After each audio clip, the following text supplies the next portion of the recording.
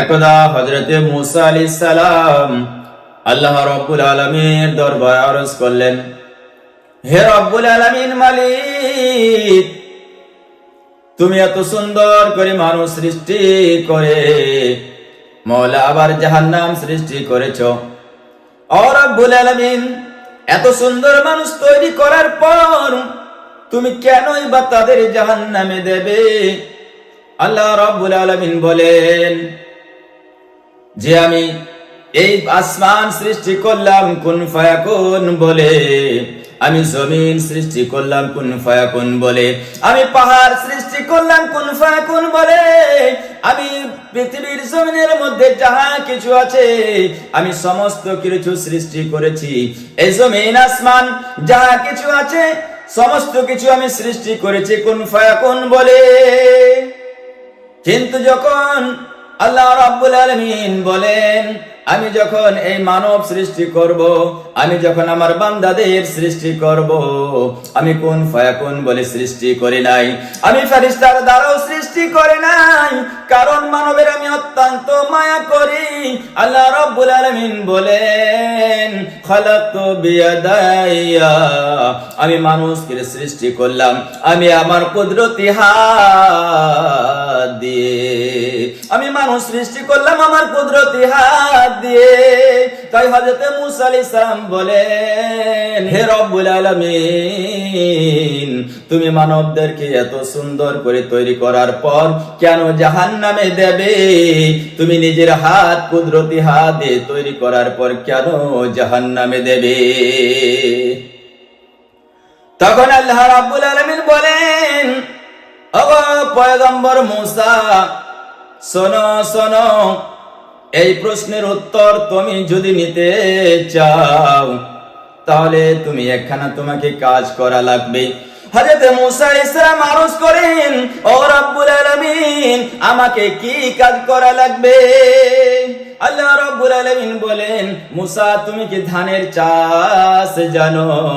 বলে, রব্বুল আলামিন তুমি যদি বলে দাও আমি সমস্ত কিছু কাজ করতে পারবো।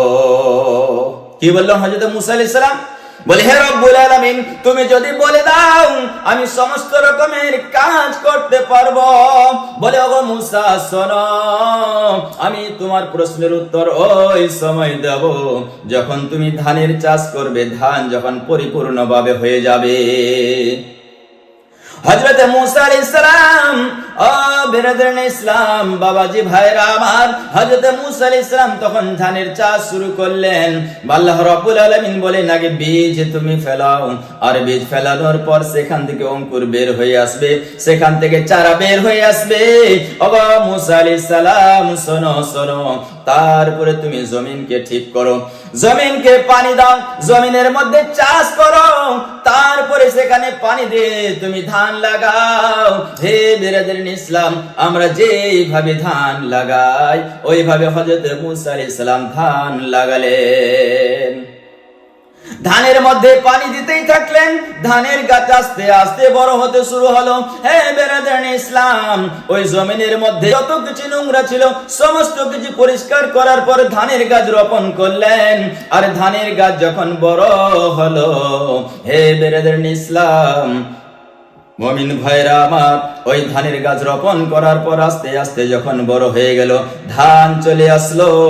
হযরত মুসা আলাইহিস সালাম আল্লাহ রাব্বুল আলামিনের দরবারে বলেন, হে আমার রব, এতে তো ধান বেরিয়ে গেছে, ধান পেকে গিয়েছে, এবার আমি কি করব?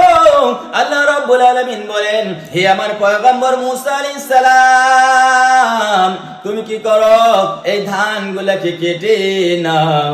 হযরত মুসা আলাইহিস সালাম ধানগুলোকে কেটে নিলেন আর ধানগুলোকে ঝাড়াই করে নিলেন।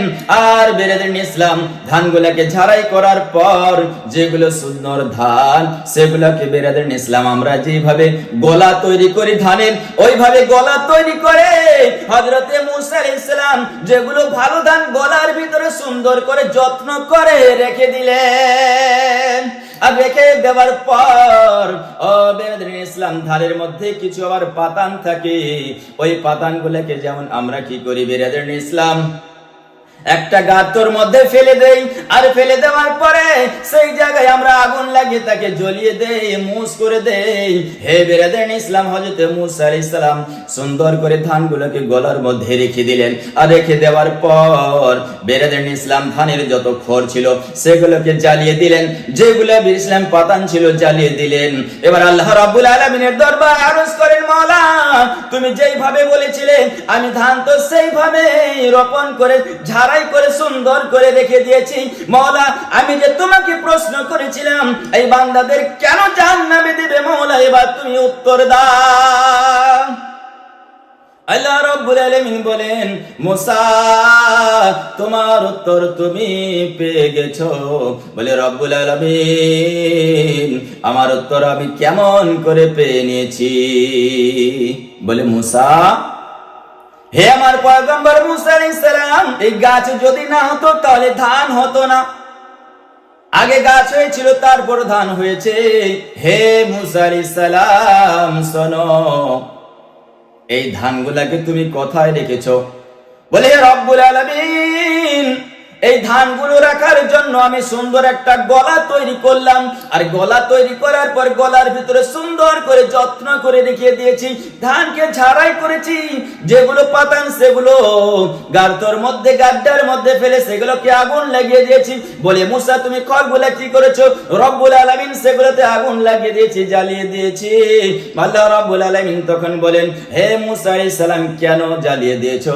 বলে রব্বুল আলামিন সেগুলো অপরিষ্কার জিনিস, যেখানে থাকে অপরিষ্কার হয়ে থাকে, তাই সেগুলোকে জ্বালিয়ে আমি ছাই করে দিয়েছি। বলে ধান তুমি গলার মধ্যে রেখেছো, আর যেগুলো খড় যেগুলো পাতান সেগুলো জ্বালিয়ে দিয়েছো। বলে এটাই তোমার প্রশ্নের উত্তর।